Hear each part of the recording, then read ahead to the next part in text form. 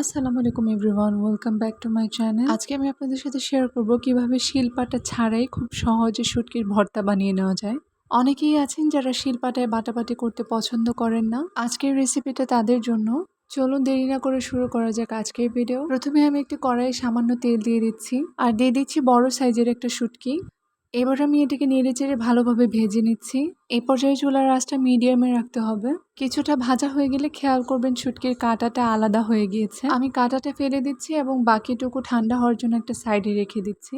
বাজারে এরকম অনেক ধরনের হামানদিস্তা পাওয়া যায়। আমি এখানে একটা কাঠের হামানদিস্তা ব্যবহার করছি। আপনারা চাইলে মার্বেল বা স্টিলেরটাও ব্যবহার করতে পারেন। আর এখানে আমি আগে থেকে কিছু শুকনো মরিচের গুঁড়া করে রেখেছিলাম। শুকনো মরিচটা ভেজে ব্লেন্ডার করে এরকম একটা কাচের বয়মে রেখে দিলে অনেকদিন পর্যন্ত ব্যবহার করা যায়। আপনারাও চাইলে এইভাবে অনেকদিন পর্যন্ত সংরক্ষণ করতে পারেন।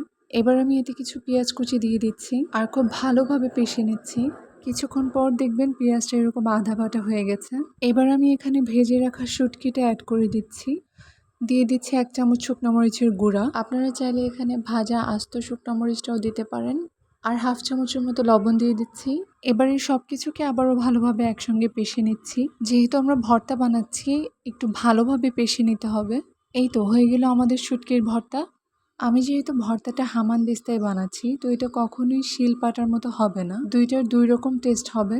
এটা যাদের হাতে সময় কম থাকে বা শিলপাটায় বাটাবাটি করা একদমই পছন্দ করে না, তাদের জন্য পারফেক্ট একটা রেসিপি। এইভাবেও কিন্তু ভর্তাটা খেতে খুবই মজা। আপনারা একবার হলেও ট্রাই করবেন। আশা করি আপনাদের ভালো লেগেছে। আজকের মতো এই পর্যন্তই। সবাই ভালো থাকবেন, সুস্থ থাকবেন। আল্লাহ হাফেজ।